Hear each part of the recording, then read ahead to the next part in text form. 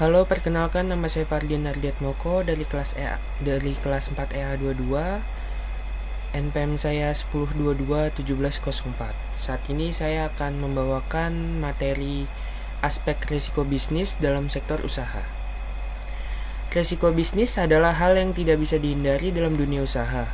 Risiko berasal dari faktor internal dan eksternal. Pemahaman risiko bisnis penting dalam manajemen risiko.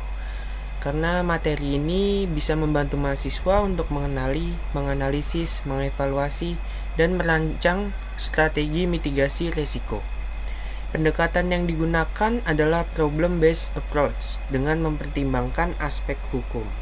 Aspek risiko bisnis dan relevansinya dalam manajemen. Dalam dunia bisnis, risiko terbagi menjadi beberapa jenis. Ada risiko strategis, operasional, keuangan, kepatuhan, dan reputasi. Risiko strategis berkaitan dengan keputusan jangka panjang, sementara risiko operasional berhubungan dengan proses internal dan sumber daya manusia.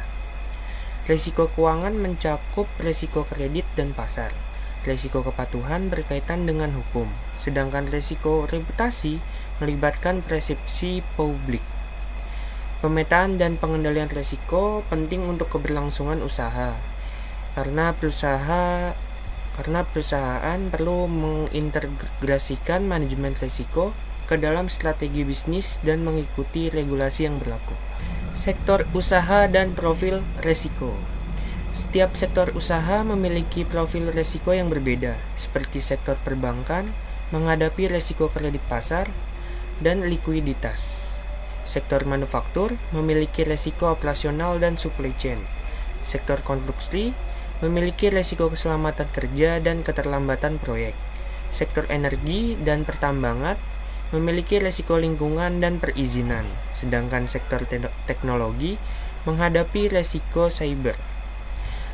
Manajemen risiko harus mempertimbangkan regulasi spesifik untuk menghindari konsekuensi hukum.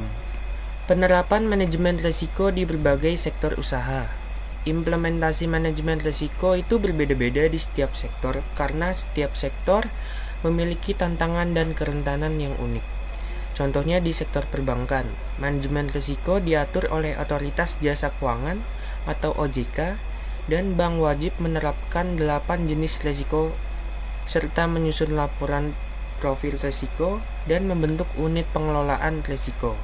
Namun, sektor UMKM seringkali tidak memiliki struktur manajemen risiko yang formal, sehingga membutuhkan pelatihan dan dukungan, serta sektor pariwisata dan perhotelan menghadapi risiko tinggi, terutama selama pandemi, sehingga diperlukan strategi mitigasi dan kepatuhan terhadap regulasi baru.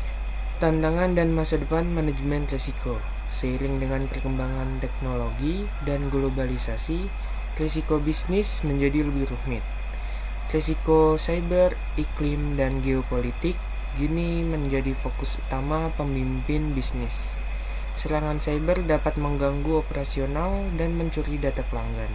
Oleh karena itu, perusahaan harus membangun ketahanan cyber dengan melindungi sistem dan mengikuti Undang-Undang Perlindungan Data Pribadi yang berlaku pada 2024. Perubahan iklim juga menambah risiko, terutama bagi agribisnis dan energi.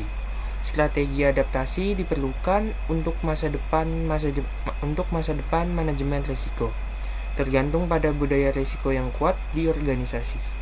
Pendekatan berbasis masalah dan hukum membantu menghadapi ketidakpastian di era VUCA. Terima kasih.